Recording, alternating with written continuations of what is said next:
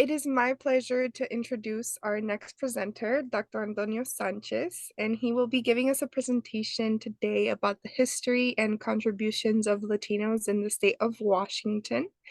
Dr. Sanchez is an author, educator, and community advocate. He was knighted by the King of Spain and awarded the Medal of Merit by the President of Peru.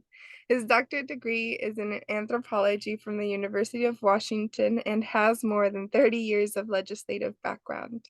He served as Director of Intergovernmental and International Relations at Central Washington University and is a senior legislative analyst with the Washington legislature, where he focused on higher education, healthcare, protocol, and economic development. Dr. Sanchez also was a faculty member in the Department of American Ethnic Studies at UW, where he taught Chicano studies for 6 years. He has been a strong supporter of the LLI program from the very beginning in 2012. And with that said, please welcome Dr. Sanchez. Thank you very, very much. It's an honor and a pleasure to be with you this afternoon. I first and foremost want to thank Rosario Reyes for her unbelievable work to make this organization move forward on behalf of the Hispanic community, Latina community.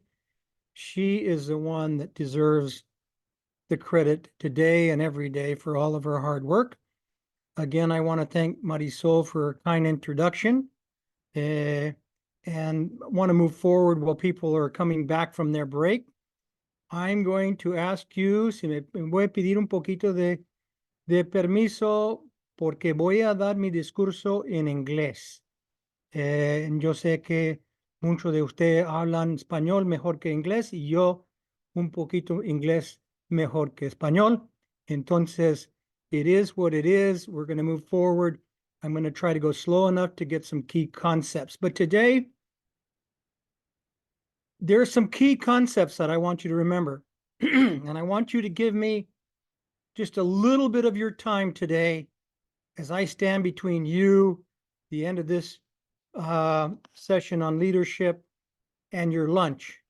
And I want to make sure that you folks are not going to remember this lecture maybe even 2 hours after I give it, much less 2 days, or 2 weeks, or 2 months. But there are some key concepts that I'm going to hammer, I'm going to repeat, and that I'm going to give to you throughout this lecture, because I don't want it to be just blah, blah, blah, blah, blah, blah, blah. ¿Entiendes?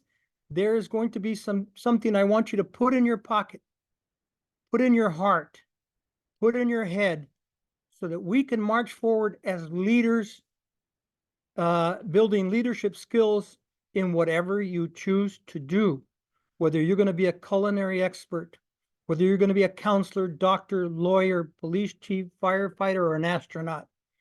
There are key concepts that you're going to use that Letty has thankfully going to be helping you move forward with, and that I'm going to remind you of. Okay? So we're talking about building a new and changing future.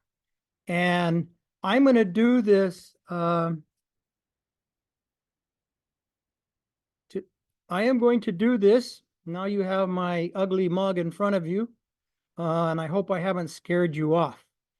But what we are going to do today is we're going to talk about the history of accomplishments and contributions of Hispano, Latinos, Latinas in Washington State. And you're going to already, I can see your eyes start to glaze over and you're going, oh, a boring history lecture. Well, we're going to try to make it not so boring. It's not all going to be about history, but most important, this morning, we're going to talk about change. And we're going to talk about you as change agents.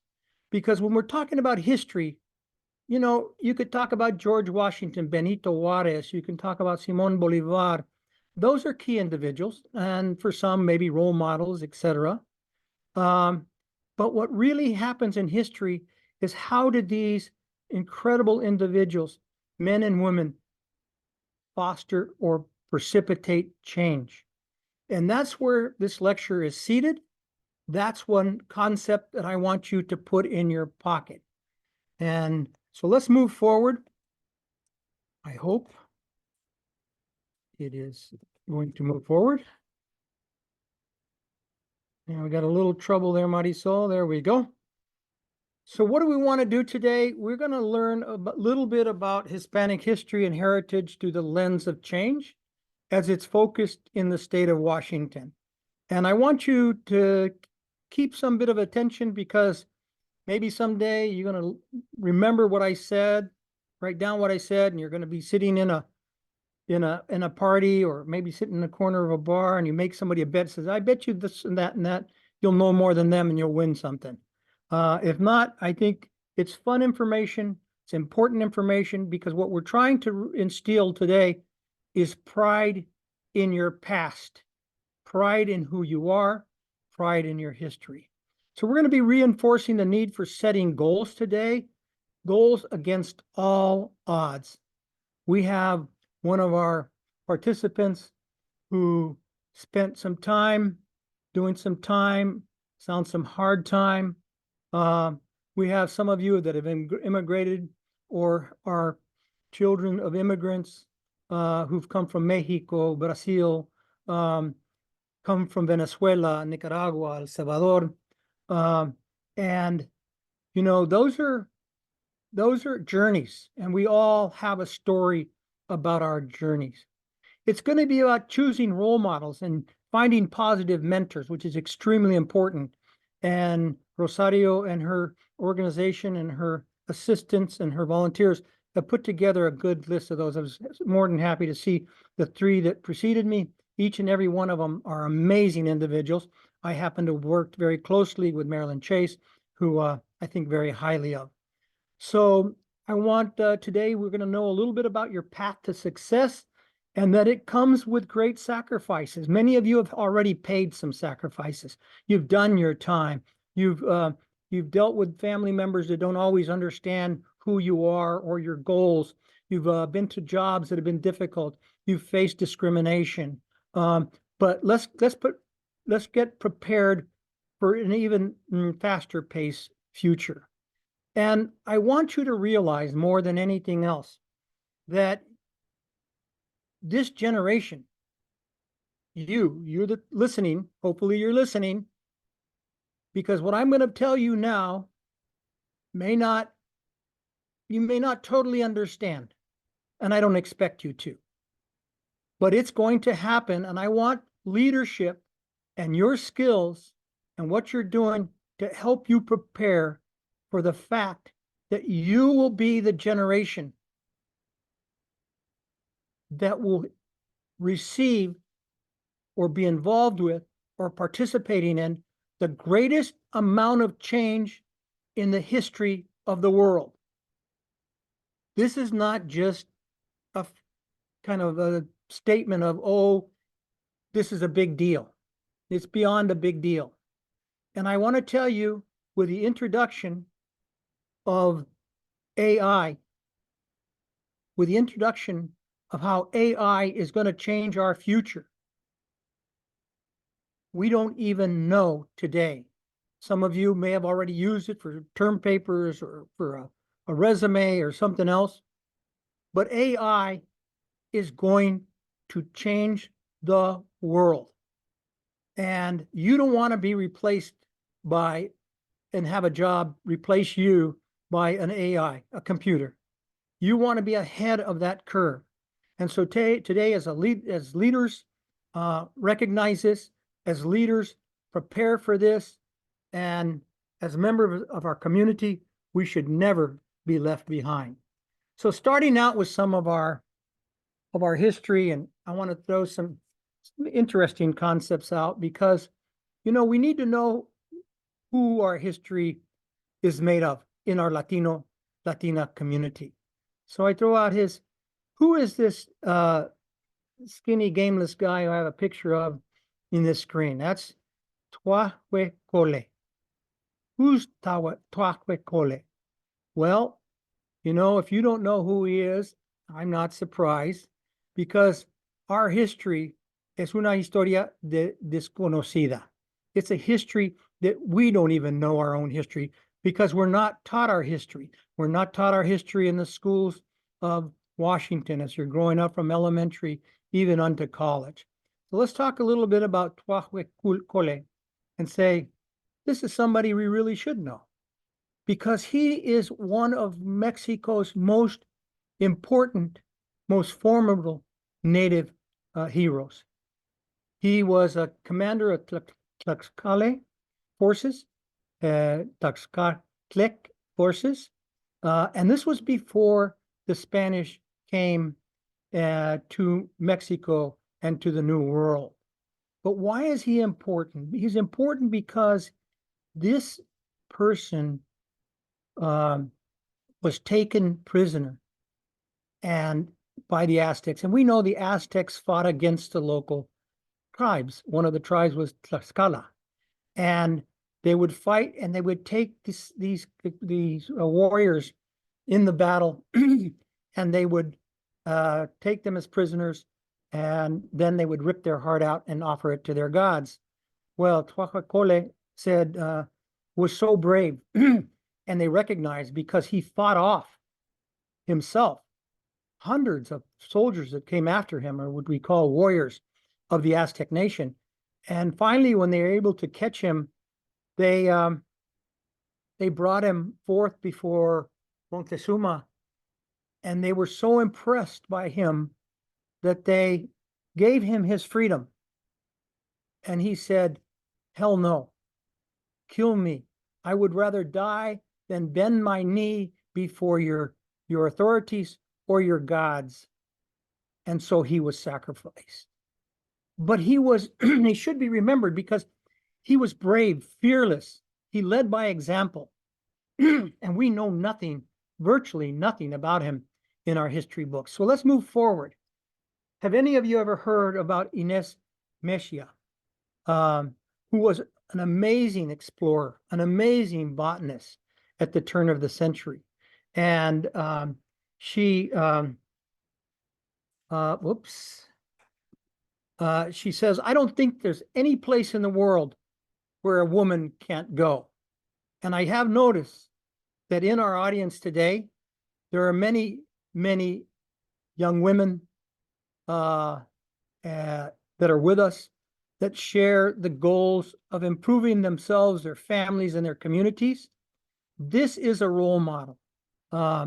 Inés was born actually in Washington, D.C. She moved back to Mexico at an early age, but she's important because she collected thousands of specimens. She was focused and dedicated to understand the environment around her, preserving the environment around her. She discovered 500 new species of plants, and she has 50 plants that are named in her honor. And it's amazing that we don't even know who Inés Mexia is. And so she was brave. She believed in herself. And that's a value that I want each and every one of you to understand. Believe in yourself. Believe in your community. Believe in your family. Even at times, they don't understand always your troubles, your thoughts. They don't understand your generation. They don't always understand your goal. And I can say that from my experience because when I was growing up, my father would always be quite angry with me, and he'd say, you know, what the hell are you doing there? Why are you reading books? Why are you doing that? Why go to the army? And he wanted to send me off to the army. Well, I figured out very quickly that there were no girls at that time in the army or women in the army. So that was not where I wanted to go. I wanted to go to college. So, you know, Inés believed in herself. And here's an important factor too. She became educated. She went to school. She's doing what you are doing right now, and I am so proud of you for doing it, is staying in school, being in school, and hopefully staying in school. Well, let's learn about a third person that we probably have never heard of. Her name is Maria Adelina Isabel Otero Warren. She was an activist, and she was what in English we call a suffragette. She was a woman who pushed for the rights of women to vote. And most people don't realize that women did not have the right to vote until 1920. Imagine that. Imagine uh, the role models you heard before you. They've been successful in running for office. They've been candidates and successful, whether it be a state legislator or a city council or a county council member that we have now. If it was 1919, they wouldn't be able to even have the right to vote. But Maria Otero was a strong woman, and she pushed for the women's suffrage, women's right to vote. She was an incredible um, leader in the sense that she didn't take no for an answer. She became an educator. She became educated, obviously, went to college. She became the first New Mexico female to be a government official. She was a superintendent of public instruction for the state of New Mexico from 1917 to 1929. Why is this important? Because she pushed Spanish first as a language. And New Mexico is the only state in the United States that is by law bilingual. They don't practice it much, but it is in the law and in the Constitution. And she was the first Latina to run for Congress in 1992.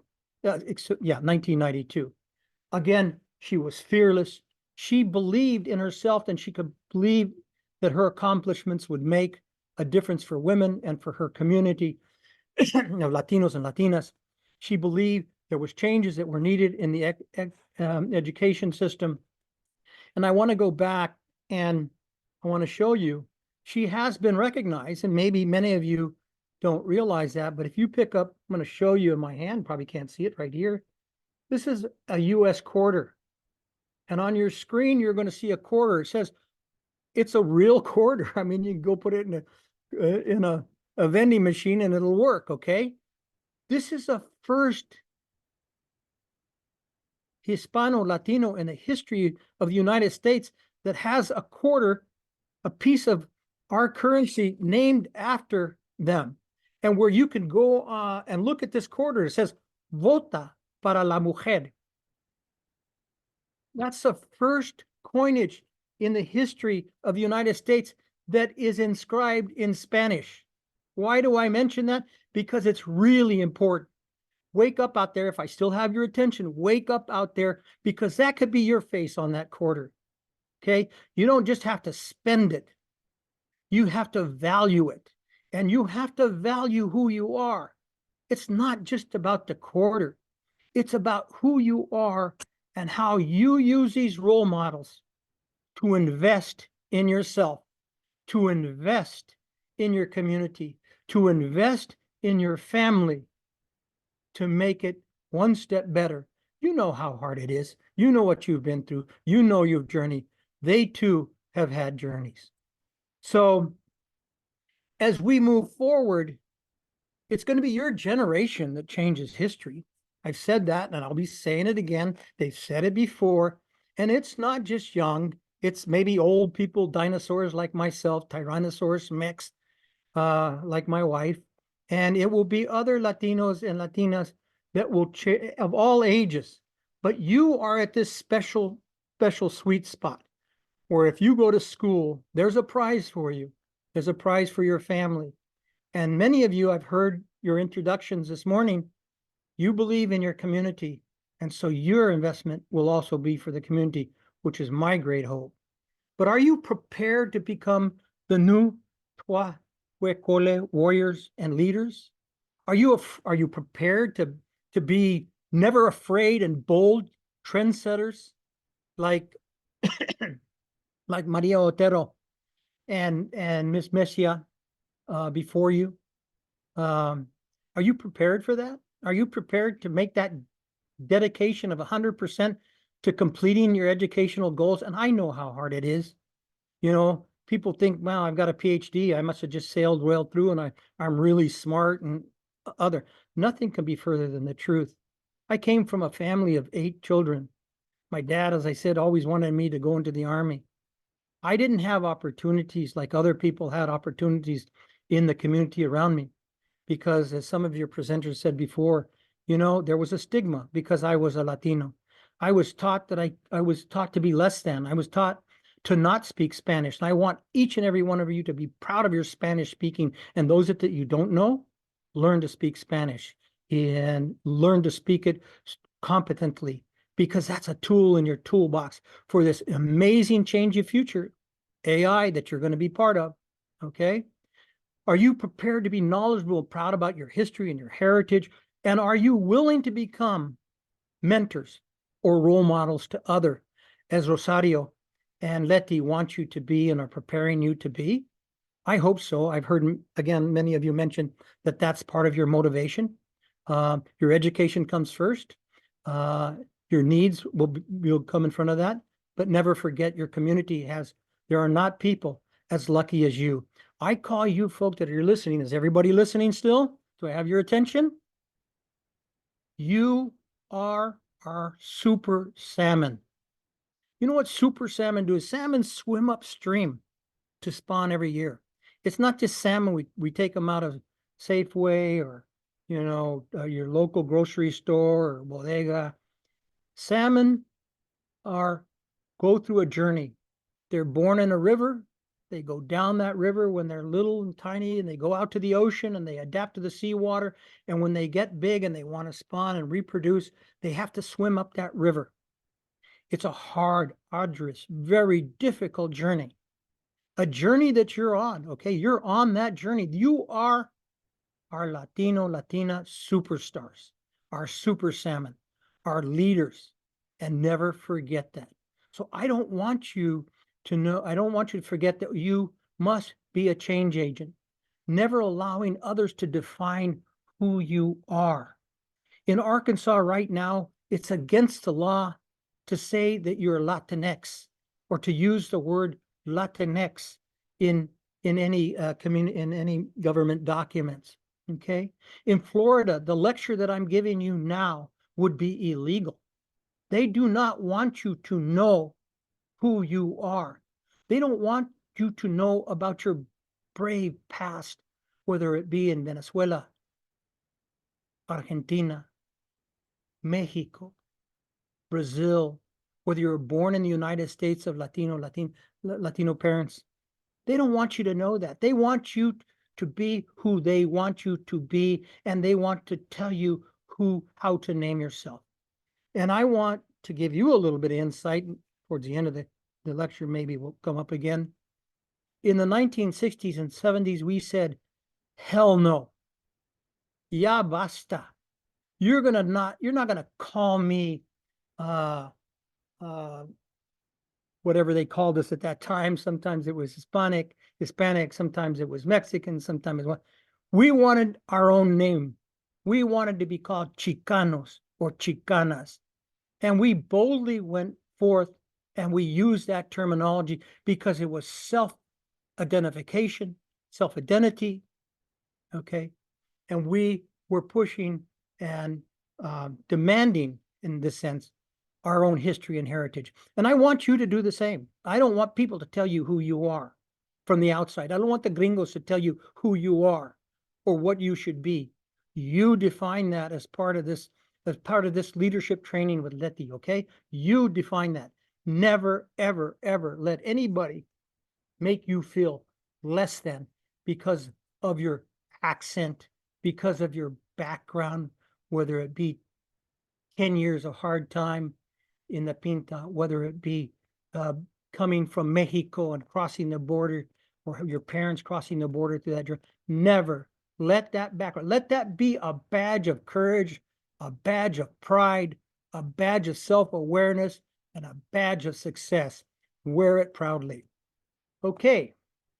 Well, getting into a little bit more data. Sorry for the rah, rah, rah. I hope I still have your attention. But those are some important concepts that I want you to put in your pocket. But let's talk a little bit about who we are as a community so you can understand where you fit. You can understand that you are one of 63 million plus Latinos and Latinas in the United States. Why do I mention that? Because look how many are listening today. And hopefully all of you are listening. Do I have your attention? Do I have your attention? Yes. Because you're one of 63 million people who are honored to be here today, who have been selected from your community, who have joined the Leti Leadership Heroes Wagon. Okay. You are special. I want to tell you straight up, you are special. You have done something, you have made decisions to get to this point. What are you going to do with that? Okay. What are you going to do with that? Where does the badge of courage? Appreciate it. Appreciate those who've gotten you here. So, 63 million Hispanics are important. But as the previous speaker said before you, and Marilyn Chase mentioned it, what good is it if you don't vote? You have to register to vote. You have to get 10 of your friends to register to vote, and you have to vote. You have to vote. You have to vote. You have to vote. Okay. There are 300,000 Latino voters in the state of Washington. Could you imagine if we stepped up to that ballot box? We are invincible. No nos pueden parar. Somos la mayoría. Somos la gente con poder. But we have to vote. And the largest growth in voting age Washingtonians are Latinos. Let us say that strongly and boldly, okay? It's no surprise. Mexicanos are the majority of Latinos in Washington state, and I've already mentioned the other groups that are joining us today. We have to be a community. We can't just be Nicaraguenses. We can't just be Mexicanos. We can't just be Hispanos. We can't just be from Venice. We have to join together arm in arm, si somos de Peru o Paraguay. We have to be arm in arm towards a common goal. That's your leadership challenge. Are you hearing me? You still with me? That is your leadership challenge. Building a community unidos, unidos, unidos para enfrentar los cambios que nos van a enfrentar. Okay? You are going to have to be together because AI and a dominating community that doesn't like Latinos to start with and Latinos to start with, they are going to crush us. And we are not to be crushed. You are going to lead us and give us that shell of protection and future. Okay? Well, our Latino population, without question, is a young population. We're 17 medium age, as compared for the general population was 38 years of age. Why do I mention that? I mention that because this is really important for all of the politicians in the state, for all of the state, for all of the businesses in the state, because you are the generation that are going to pay taxes. You are the one that are going to pay the taxes when I go into the nursing home. Hopefully not too soon. I may look like a dinosaur, but I'm still breathing. But it's you that's going to pay the tax base for this state. Look what I'm telling you. We're the fastest growing population in the state. We are the youngest population in the state. We need to be more educated. We'll go through that in a little bit later. But that young age of our population is to our benefit, okay? And so we're expected by 2060 that 1 in 4 in the United States will be of Latino heritage. This is no small potatoes, okay? This is a big deal because we have to change numbers to votes and votes into action, but we do have the numbers going forth. We make lots of babies. Let's be clear about this. The growth factor in the United States of Latinos and Latinas is not because of immigration that you see on the television, okay? That's America's big lie. That's the United States' big lie. Oh, we're being flooded by all these immigrants. And I think there's some concerns. We have to address a more realistic and a more helpful immigration system where people aren't running behind bushes and dying trying to get here. We have to open our arms as a country. But the real growth rate of Latinos and Latinas in the United States is coming from our ability to make lots of beautiful, smart babies. And that's the bottom line, okay? I just wanted to throw this out to show you that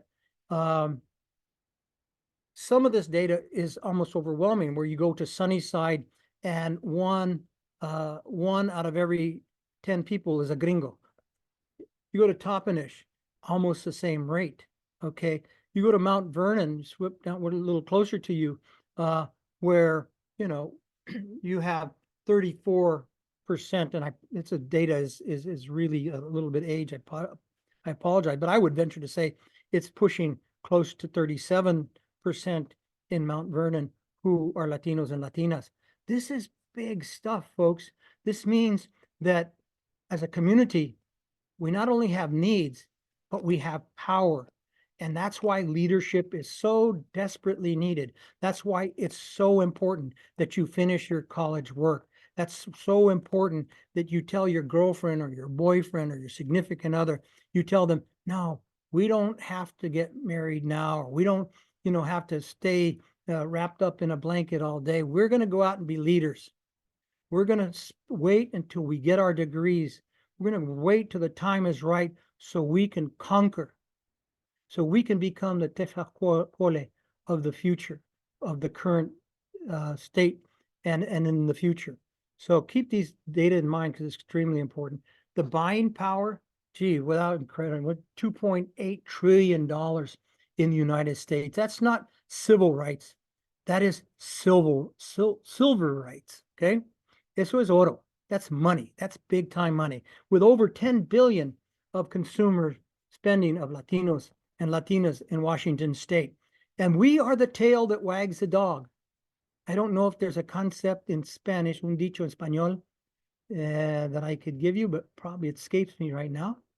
But you understand the concept. We are important because we spend money, okay? And we become entrepreneurs. That's a very interesting thing in these small communities in Mexico. They come to the United States and they want to start a business. And there's many, many business leaders, whether it be Juan Perales or Rocio or others, who are entrepreneurs. They're always looking for an opportunity to start a business. And, business startups and from immigrants and from Latinos is huge. We want to stay on that trend. And keep in mind, you don't have to go work in the government. You don't have to work for the city, which are okay. They're great careers, but business people will be an important part of our community and the state and this country. Okay. Well, here's part of the problem. I hate to be a downer, okay? But I'm going to be a realist. Are you still listening to me out there? Because those of you that dropped Yes. off, I just gave Yes. a free, Yes. a free, Yes. I'm here too. okay, good. I had just given a free Corvette, a 2024 Corvette, but you weren't listening, so we let it go. I'm here. I'm here. Good. I like that you're listening to me. I love that you're listening to me, but I want you to understand the concepts, not just listening to this old dinosaur tell you things. So we're going to switch gears a little bit. And, we have an unfortunate fate in that many times people in the United States, and we see this ugliness in the United States now rearing its head. They try to make us believe our history is unimportant, insignificant. They don't want to allow us to teach our history. In Florida, I would not be allowed, like I said, I wouldn't be allowed to give this lecture. I would be put in jail for giving you this lecture today. They do not want you to know. They call us woke. I don't even know what woke is. But for the most part, disregard people, anybody or anywhere, any policy. A lot of these unfortunate people who are afraid that we'll be proud of our history and will want to cause a revolution. We don't want to cause a revolution. We want to go to school. We want to eat cheeseburgers. We want to eat pizza. We want to go to good movies. We want to have fun while we go out with our girlfriends or boyfriends and stuff. That's what we want. We want to be proud of who we are. And I want you to be proud of who we are. They think that we are these lazy Mexicans sitting around with sombreros often, okay? They want to sometimes think some of these Mexicans are macho man and they mistreat their women and they have lots of girlfriends. Well, not, that's not who we are. We love our families. We love our families. They want us to think that we're sex symbols, whether it be male or female. They want us to believe that we're drug traffickers, all of us. We're not all drug traffickers. We do have a problem. And hopefully you will turn that spigot of drugs off in your communities. They want to think all of us are just criminal gang members, okay? We're not all criminal gang members. And we're not just people who freshly crossed the border, okay? We're not just maids, or we're not just people who are servants, okay? We are so much more than that. And you are so much more than that. And that's not to say, please understand, that's not to put down your parents that are hardworking right now and may have not had the opportunity to go to college. We don't put down who we are. We don't tell our parents or our cousins or brothers or sisters that they're less than in the community. We lift them up. We recognize that others may want to put us down, but we don't do that, okay? We are not the gun-toting machos that they think they want us to think we are. We don't want to be defined just by, border chasing. Some of us crossed this border, and for my family, the border crossed us, okay? But it's not just about a border. It's not about a steel blade, a steel fence, the steel blade ripping our hearts and telling us that we cannot be Americans. A steel fence that separates them from us. Can you tell me our blood is any different on this side of that fence than the other side of that fence? Are you going to tell me these precious babies that they ripped from their mother's arms are any less than the babies that are existing in a mother's arms in Kansas City? What a pile of shit. Don't let them do this to us. And they're still trying to justify it. Just this week, I heard a Republican congresswoman try to justify ripping families apart at the border to teach them a lesson. There's no lesson there. It's a lesson in hate. Let them hate. But let us be aware that our power, our leadership can combat that hate, each and every one of us. That is your job. That fence isn't going to go away because you go to college. That fence is going to go away when your college education and your leadership training teaches you how to combat hate, to defeat hate, to defeat racism, to defeat discrimination. Do you understand what I'm telling you? Are you listening? Yes. Some of you, Yeah. wandering Yes. off and thinking about, I'd really like to have a piece of pizza and go to sleep. Just give me a little bit more of your time. Just a little bit more of your time. We are here. Préstame su atención por un momento más. Aquí estamos. Okay, we still have a little bit of this journey because there are people like this person who you recognize, whose name shall not leave my lips, for it be too filthy. He says that people, the Mexicanos that cross the border, Latinos that cross the border, they're bringing drugs, crime, rapists. That's not who you are. That's not who your family is. Let us combat that with being leaders, like I just mentioned before. Do not let these policymakers be like Senator Chase said before you, your previous presenter. Invest in your community, know your community, and fight for your community. I have a question. Please do. As a Latino community leadership, why we need to involve of all topics, and I'm sorry for asking you that, about politician? That's my good question. Why? What? Why we need to mention politician all the time on We like, don't. We don't. We don't. No. That's what I'm seeing right here in your very good. presentation. No, you. I was actually going to bring that up earlier. Yeah. I don't think, and I hope you're listening to what I'm saying, is I'm not saying everybody should become a state legislator, council member. No, I'm saying become a leader. Know your community. Be proud of yourself. be proud of your family, be proud of your community. But I tell you, if you become a great chef, a great doctor, a great nurse, a great business owner, a great whatever you choose to be with your education, that's as important as anything else. That's the only difference between that and being a legislator is in the legislature, you have the ability to impact and to shield in a greater ability than you would be if you were if you were a nurse, a doctor, a lawyer, a chef, or whatever, or a business owner.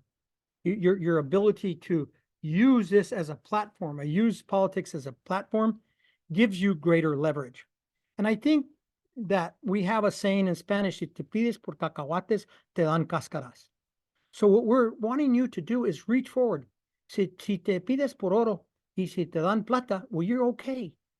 But we want you to reach higher. In a sense, reaching higher, sometimes if you want to be a leader, you have to exercise that leadership in an elected position. And please, please, please understand, I'm not pushing you to be an elected official. I spent 30 years working in the legislature, and I've seen everything. A unos más desgraciados que otros.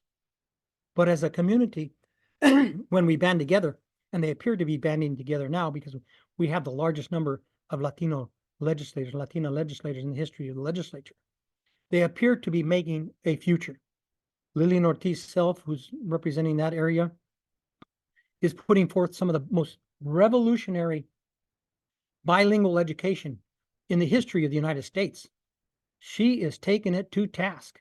We want to push bilingual education because we know bilingual children are smarter. It's proven science. We know that bilingual individuals carry 2 tools to the workforce.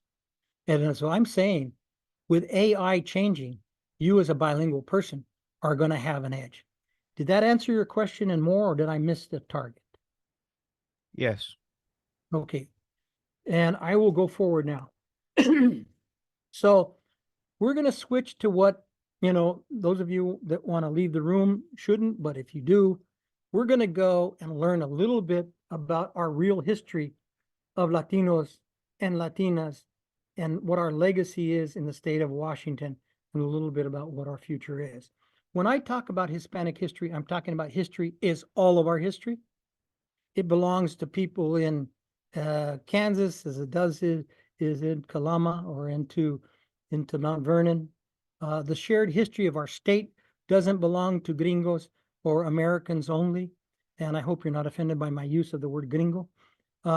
It's not just for us to talk about today and then put it in your pocket and run away with. It's a shared history. And I've made it my goal to try to publish this history, okay? I made it my goal to share this history with others so that they don't think that George Washington is the only great person in the United States.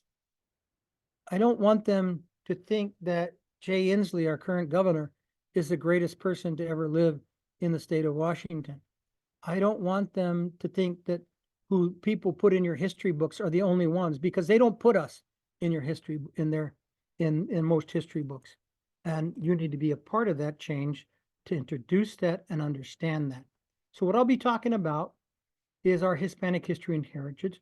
Why should I care about this? I mentioned in the past because it's part of who you are, and knowing it will make you a better person in the future. I firmly believe this. We're going to talk a little bit about demographics and how many of us live in the state of Washington, et cetera, why that's important. Why knowing that change makes a difference. We've talked a little bit in the past. I'll reinforce that in the future. And I want to reinforce, whose history is this anyway? If I tell you some of this history today, and you're going to say, wow, that's great Latina history. I never knew that before. You can be proud of it, but we also want history books in the state of Washington to reflect it. We want everybody to be proud of who this history that I'm going to be talking about in a few minutes belongs to. It belongs to all of us to be shared, to be appreciated by everybody. Okay? Again, it's our nation's future, it's our community's future, it's your future.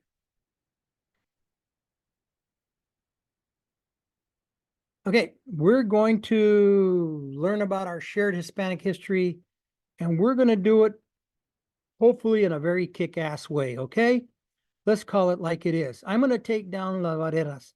I'm going to show you things and talk to you about things that you may never heard about your history in the state of Washington, but that we should all know and we should all share.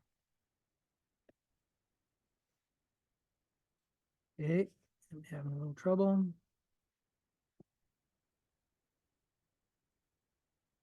One of the things that we must face is that, and I mentioned it before, I'll mention it again, our history is not well publicized. They don't teach it in schools. Many of them don't teach it at the universities. And the sad thing about it, as I mentioned, in many of these states in the United States, they want to take our history completely out of the discussion. You cannot talk about your history. You cannot be proud and write down your history and share it in classrooms. And I think that this is really horrible. But I want you to understand and appreciate as we move forward. Again, when I'm talking about history, you don't have to remember the names that I give you.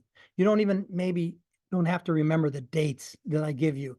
As I said before, some of you are probably thinking about, man, I wish I could go have a pizza right now, not have to listen to the Brontosaurus, but just hang with me because we're talking about not as history, as, learning dates and people. We're talking about change. We're talking about when the Spanish arrived in the New World in Mexico and Latin America and Simón Bolivar and others.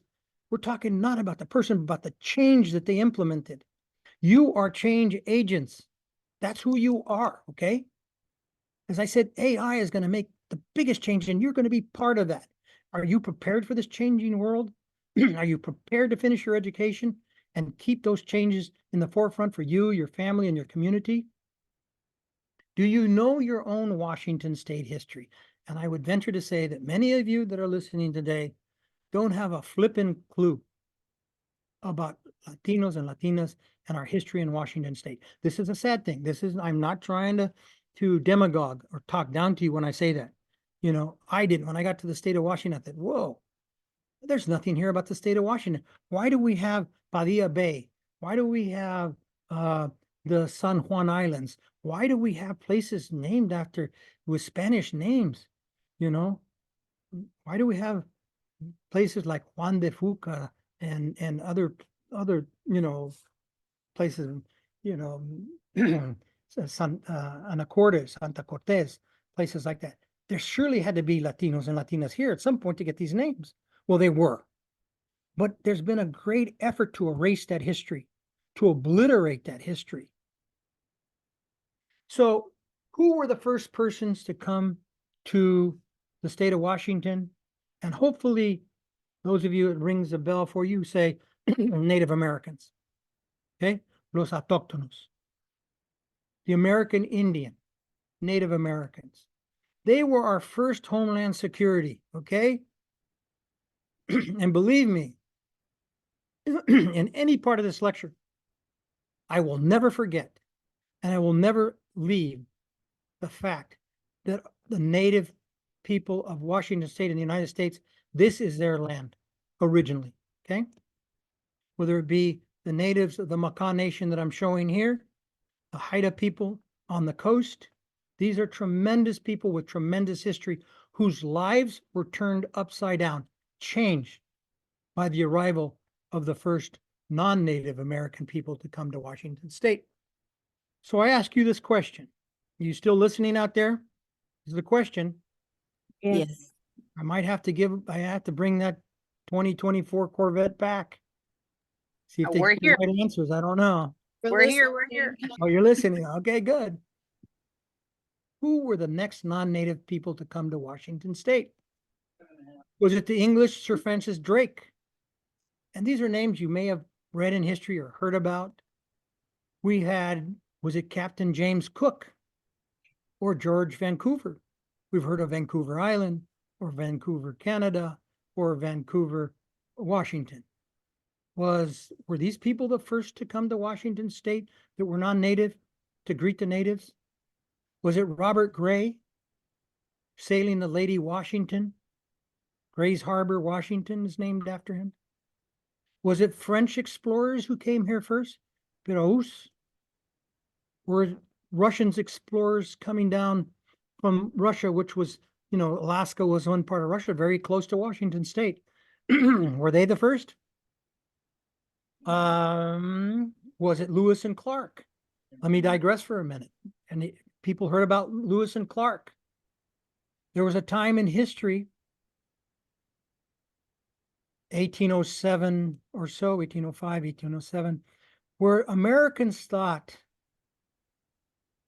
that there was a thing called manifest destiny, that God told them that Americans had the right to own the land from the East Coast to the West Coast.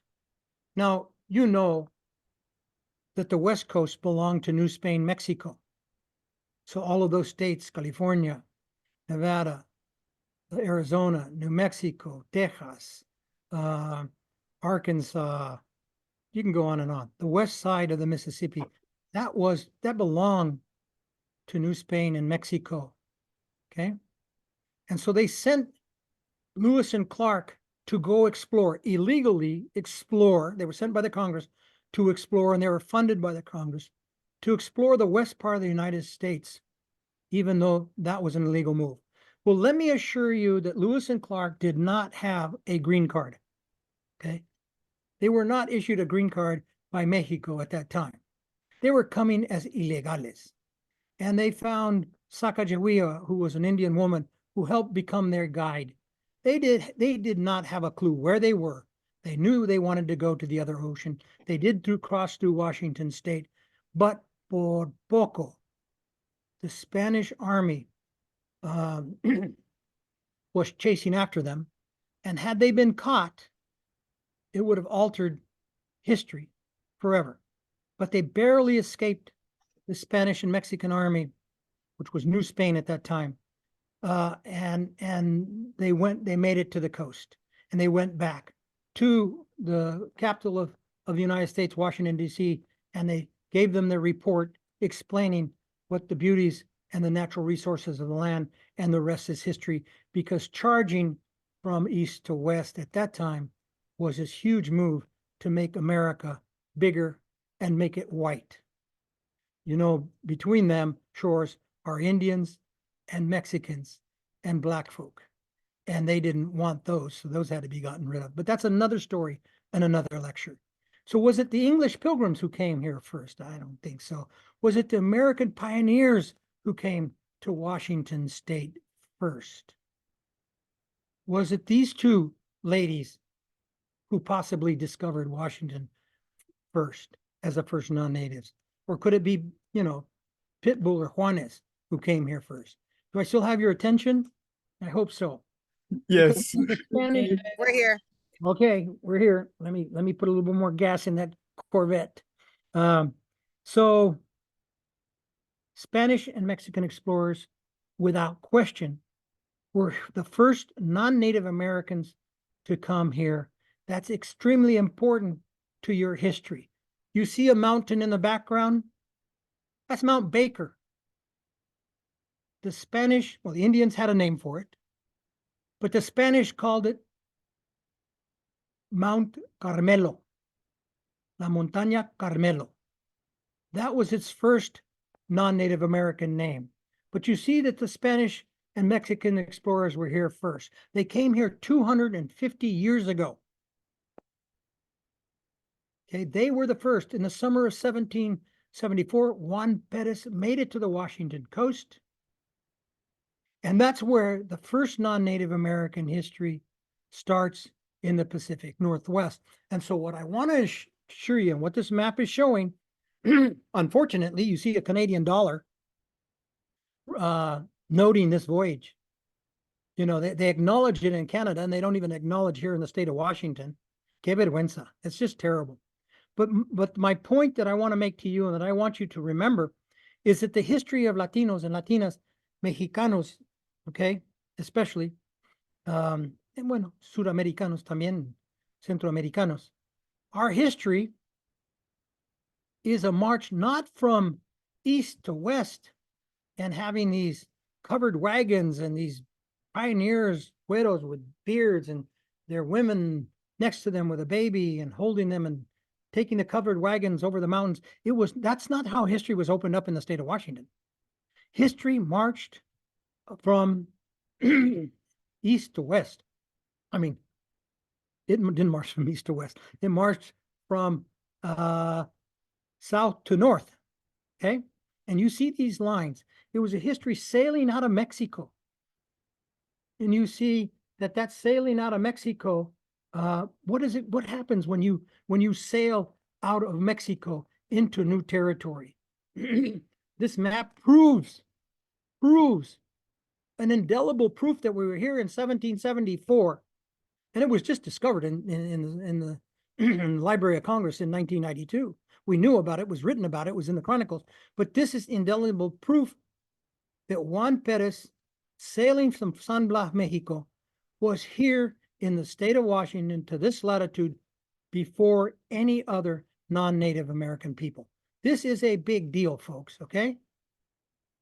And they came not just once or twice or 3 times. They made 40-some voyages into what is now Washington State. And you see the names Perez, Heceta Bodega, who was Bodega y Cuadra, who was from Peru, Martinez, Jarro, Fidalgo, Kimper, Elisa, Malespina, who had a genuine name, Galeano, Valdez, etc. Okay?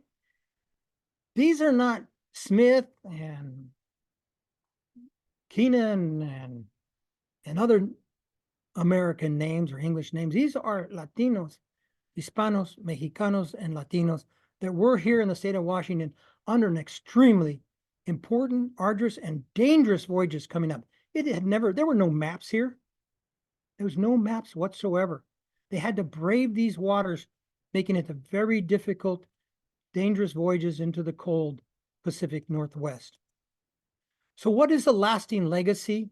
Well, I guess you're one of the important part of the legacy. Here you are, that they brought to the state of Washington. Let's talk a little bit about that. Again, I mentioned the voyages sailed from San Blas, Mexico. Okay, they didn't take off from England, or they didn't take off from Jamaica or from New York. They sailed from San Blas, Mexico. What happens when you bring a bunch of Mexicans on a boat? They're going to bring with them tacos. Just kidding. But they are going to bring with you the items that they recognize and they understand and that they use in the culture coming from Mexico. They'll bring their language, okay? They'll bring things that are going to change history. They're going to bring their religion, technology. And I do not want to underscore how difficult this must have been for the first Native American populations. I call it el choque, the confrontation, okay? And it was difficult for the Native Americans, but history unfolded here. Change unfolded here. And we're talking about change, okay? What were the contributions that these first voyages made from Mexico were to the state of Washington? What did they bring first? They brought fruits, vegetables, pears, onions, potatoes, peas, beans, okay? They brought wheat. We talk about the state of Washington being one of the largest wheat producers in the United States. We produce a very specialized wheat. That first wheat, not the exact ones that are being sown now, but wheat was first brought here. We have over 1,000 wineries. We're the second largest producers of wine in the United States. First wine came on these voyages up from Mexico. The first livestock, whether it be cattle or sheep, came from from these voyages. We brought the first iron, which was highly coveted, by the way. There was no iron here being used in the Pacific Northwest. This iron was, when it was first introduced to the Native Americans, was used in many, many different new ways and brought them a different lifestyle. They brought the first bricks for construction. They recorded native languages. They came here as, we often forget the fact they were given strict directives by the King of Spain to not come as conquering people, to learn, come as scientists, learn about the Pacific Northwest, learn about the native people, learn about the resources. Of course, there's a business side to that, obviously. But they came and they made drawings of plants and animals They recorded the native languages, which are still today. And I've been to Spain to see the original copies. I took members of the Native American population from the coast with me to Spain to see drawings of their ancestors and of their native plants and of recordings that they wrote down of their language. It was extremely emotional for me to go through that and to see that, to witness that. They established the first international trade, brought the first Christianity, and they mapped this area, including the Columbia River, which we're not given credit for. If you want a good read, Mariano Mozano, Noticias de Nootka, it's in English and in Spanish. You will see works by one of the greatest Mexican scholars who was here in the Pacific Northwest. Great, great reading stuff. Please check it out. Well, the first Native American settlement west of San Francisco was Fort Nunes Gaona, Nia Bay, Washington. Why doesn't the state of Washington, why don't our history books, why do not the history markers brag about Fort Nunes Gaona, Nia Bay? Okay. I mean, it's unbelievable to me. This was an actual settlement, first non-native settlement in the history of Washington. And I'm very proud to say I spent a good chunk of my life trying to make this better understood. And I was, well, I don't want to brag, but we helped set up this site. This was a site where the Spanish had their first settlement in Nia Bay, Washington. And I helped write the history, which I hope every one of you will take this beautiful trip along the coast to go to Nia Bay. Right next to it, if you like food, there's a great little tiny boutique restaurant right next to it, right across that fence. Fabulous food, but you will learn about your history. You'll see your history. You'll see some of the first bricks that are embedded in here. And you will read what the Native American history was about Nia Bay, not just my interpretation or Spain or the Spanish scholars' interpretation of the history, but what did the native say about this? So it's a beautiful thing to see and to witness and to be a community of which I'm very, very proud to be a part of and proud to make a change. I think of myself as a change agent. I think of you as a change agent. And this is how you make change. This is an indelible mark. This is a mark that you cannot erase. We were here. This is what we gave. This is what we shared. Some of it good, some of it not so good, but here we are. And with you, here we are to stay. Okay. And I want to let you know, if it wasn't for that 1774 voyage that was made by the Spanish, the state of Washington would not even be a state. Okay. Because Canada and England wanted to push the line demarking Canada and the United States to what is now Vancouver, Washington, Oregon, call it Oregon now. They wanted to push it now. But if it wasn't for Juan Perez, who traded with the Indians, and during the legal confrontation that occurred at that time, they went back and they were able to have proof that the Indians traded this silver spoon with the Macaw Nation at this parallel. And because of that, we're not speaking Canadian, eh? We're not drinking Molson beer, eh? We're living in the United States.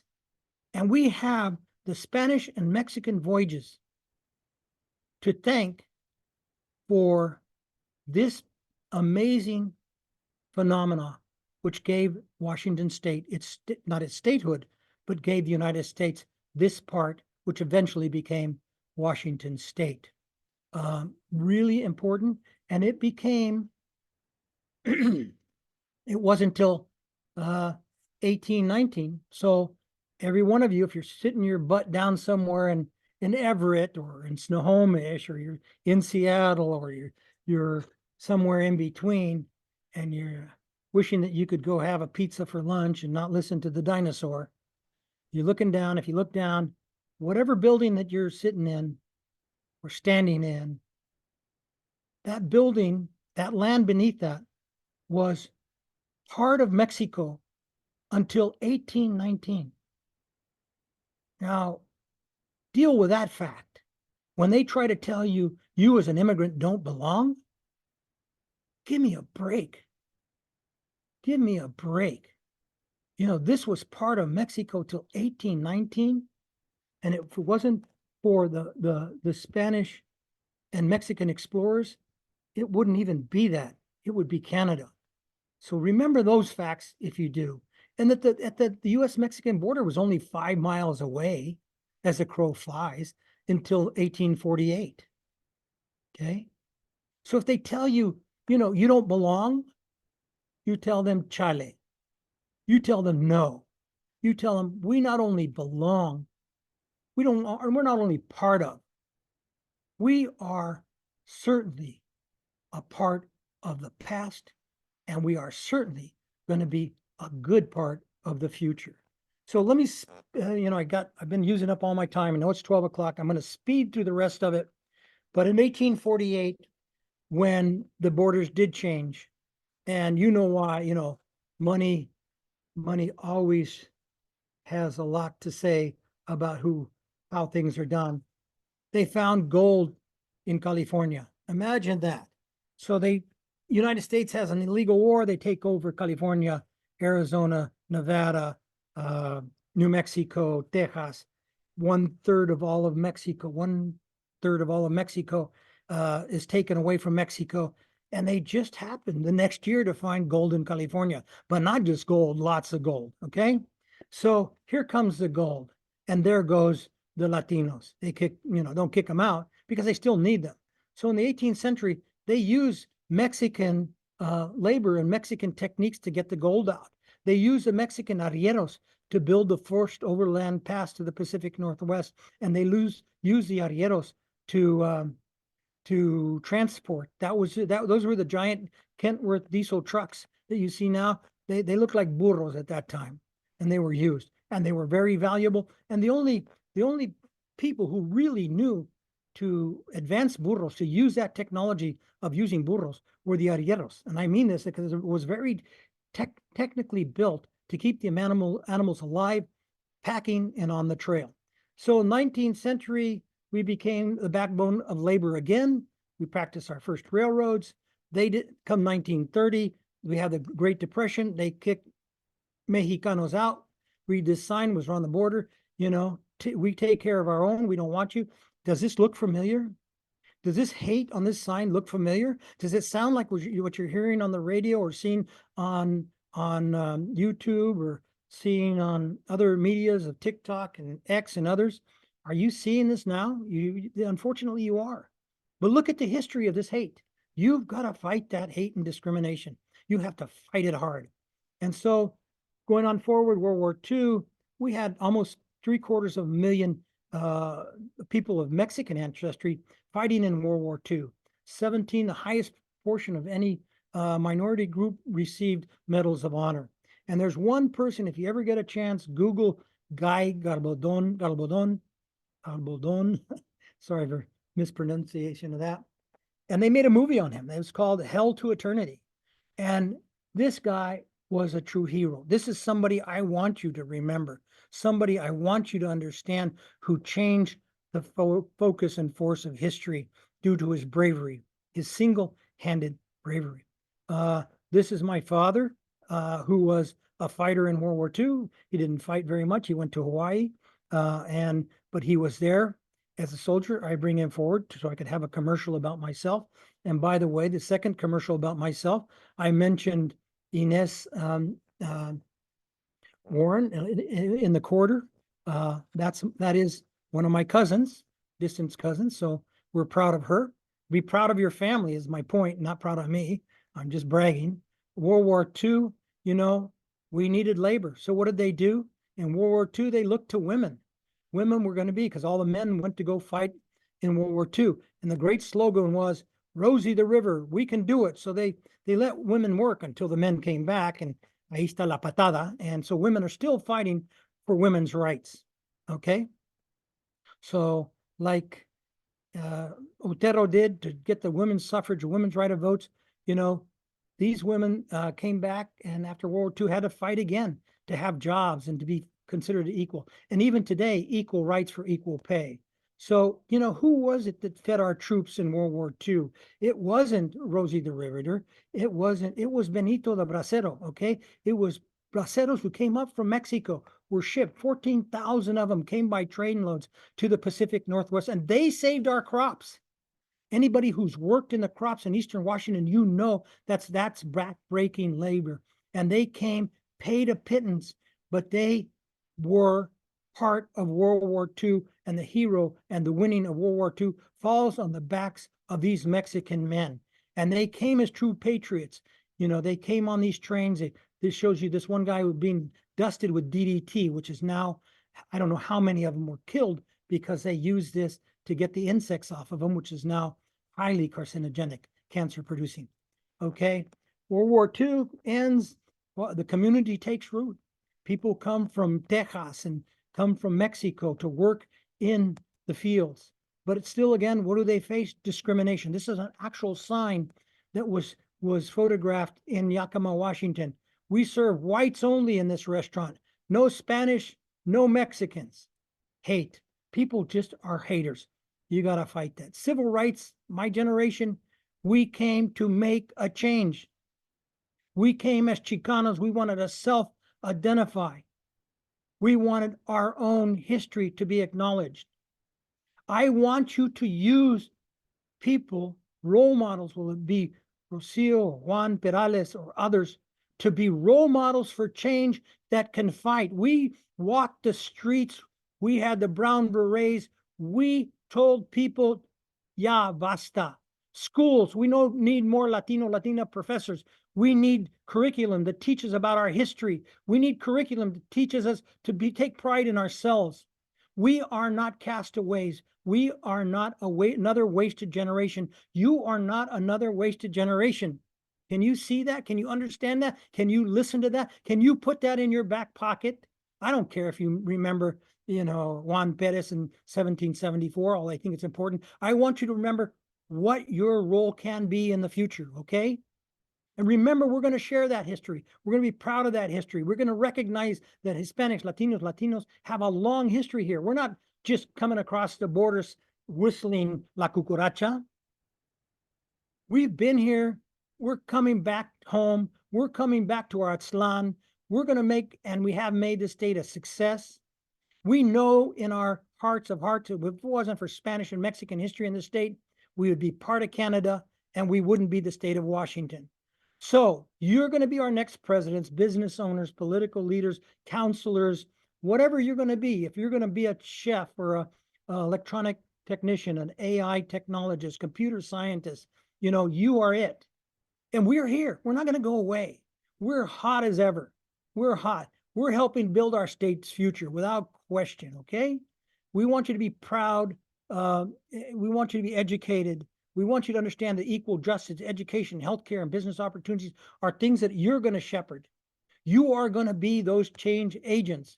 You're going to be our new Tecacole, Ines Mexica, Maria Otero. You are going to be our new people, whether they put your face on a quarter or whether you sit in a legislature or whether you are the best AI specialist or chef or counselor in the state. You are going to be the best, okay? Without question. So sí se puede. We can do it. Sí se puede.